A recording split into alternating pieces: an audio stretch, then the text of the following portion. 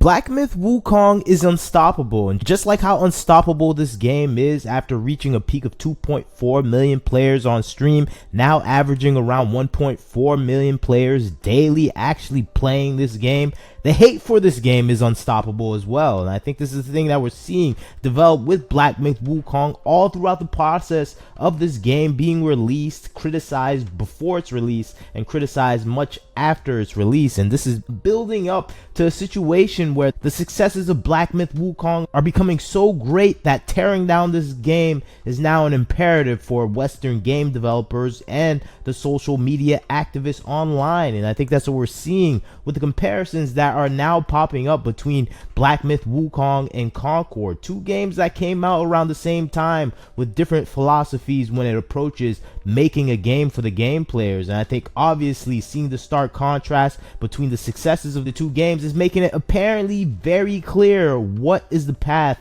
for gamers and game developers. But of course, a lot of people are trying to ignore it nowadays by dismissing this great player surge that we saw with Black Myth Wukong and just attributing it to the Chinese demographic that enjoys video games. And that's something that is an anomaly, will never happen again, and we should ignore it. And I think this is what the narrative is building out online, because you can't ignore the success. You can't keep ridiculing it and half-bakingly saying that Game Science Developer is a sexist organization that has unprofessional work culture. This is something they've been bandying about over time, even after the release of the company, even though all the mistranslations and misquotes have been proven wrong already. Other things they've been doing is suggesting that this game just doesn't represent Chinese culture, when it obviously does represent Chinese culture, and people are connecting to it because of its Chinese mythology and how it sticks so closely to it without abandoning its own culture in preference of supporting the Western culture values that we often see nowadays within other video game companies. And I think these are the qualities they've been attacking, but it's been ineffective, and now they're just going back saying this is just a fluke of a performance attributed by a uniform Chinese culture that is interested only in this game in particular and won't be interested in any other game. And I think that is the excuse now building, because since you can't tear down the game anymore because of its obvious factual success, they're just trying to break the comparisons that we're seeing between Concord and Dustborn, two massive failures in this summer release schedule that kind of came out with much hype from social media activists and of course games journalists who were trying to support these two games, even giving them similar ratings to Black Myth Wukong, where you have Dustborn, an absolutely atrocious game, getting a 7, and the same thing with Concord, a terrible game, getting an almost similar rating to Black Myth Wukong, one of the most preeminent games, probably the game of the year. And I think we've been seeing this from game journalists and game reviewers for a long time now, where they only cozy up and try to pander to video games that are aligned with their social political values. Black Myth Wukong is not it. It's gonna get an okay rating depending on the excitement of the game.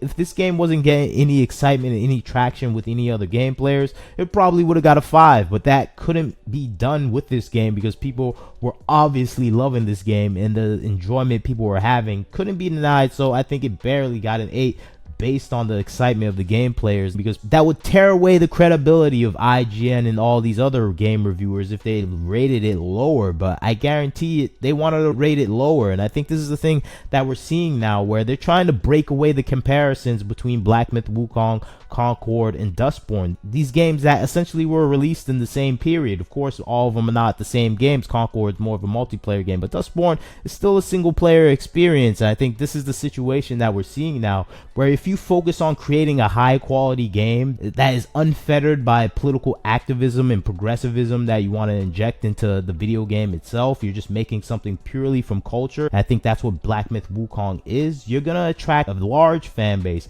of even Americans that want to play your game because you just made a quality game. This is about Chinese culture, but it's unashamedly about Chinese culture, and it's not trying to compromise itself to fit into another culture. And I think that's what we see with Concord and Dustborn. They're compromising every single facet of these games to fit into a culture that just doesn't exist in gaming.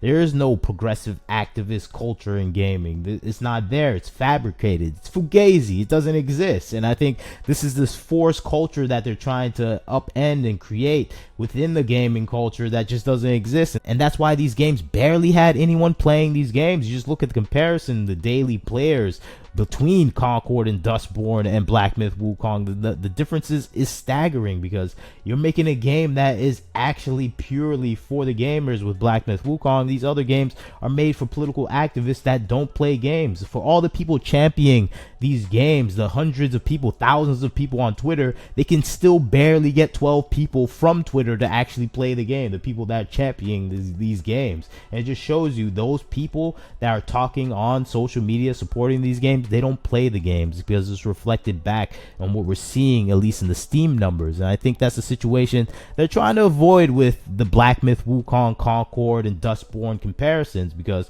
it's just showing the obvious faults in the creations of these two games, where Black Myth Wukong is shown this is how you make money. This is how you make a lot of money. If you don't know anything, Black Myth Wukong sold over 18 million copies, and now it's planning an expansion in development for a DLC that will be coming out soon afterwards. So this is the marks of a game that is massively successful, that is going its own way, doing its own thing, not listening to the political progressive activists and the things they want. It's listening to the Chinese culture, listening to the fan base within their own culture and what they want, and that is being delivered to the fan base. And it's exciting people even in America, because it's a high quality game to boot. And I think that's the situation we used to love to see in Japan, where they're just making games for themselves, and those games were amazing and we wanted to buy those games. And now Japan is faltering because they're trying to placate to Western political ideology rather than making games for their own culture and that resonating with the rest of the world. The same thing with manga,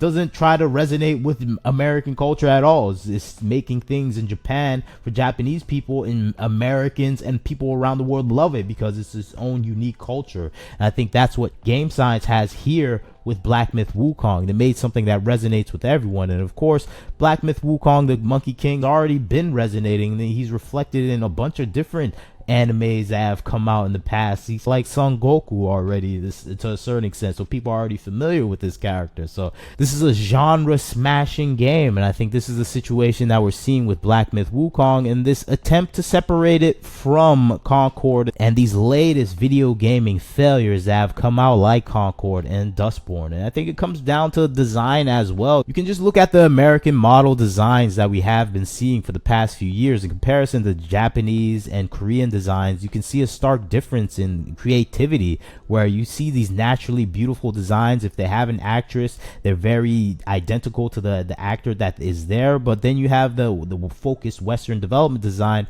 where it's just making things very ugly and unappealing to the people that are playing the games. And you just can see the stark contrast flipping back and forth between these beautiful designs to these massively ugly and unappealing designs that are coming from Western game developers. And I think this is a good illustration of what we're seeing in the video gaming environment, where we're getting terrible designs. And I think the thing that makes Black Myth Wukong stand out so much, the designs are beautiful, interesting, and engaging, and unique, and it's not something prototypical of Western culture. And I think that is the thing that is winning over the fan base. And I think from all the designs we see recently that are not Japanese, we're getting very little good design. And I think people are stunned when we get good designs like Stellar Blade, like Black Myth Wukong, and all these other games, because they're just used to seeing Concord-like designs for the past few years. And I think that's the thing that is frustrating people now within the video gaming industry, and for the game players themselves, where we're just getting very ugly designs, and we're just loving seeing a great design game with beautiful characters that are just monsters and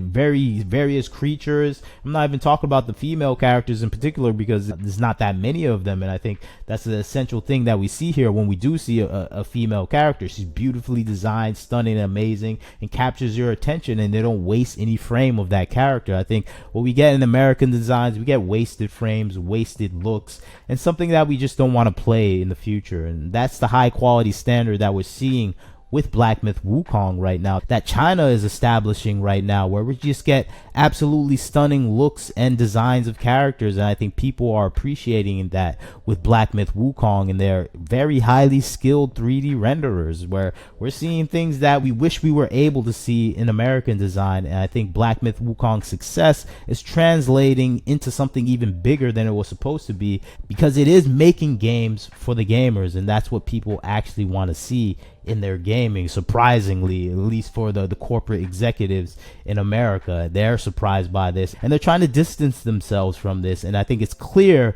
that is the case with what they're saying online, trying to break away the similarities between Black Myth, Wukong, Concord, and the Western games development world. But you tell me what you think about the situation. I'd like to hear your thoughts. Do you think the Western games development sphere still hates Black Myth, Wukong? I think that's definitely true, but maybe you disagree. You leave a comment, tell me what you think. Like, comment, share, subscribe. This is Wagner Knows Why. Catch you next time.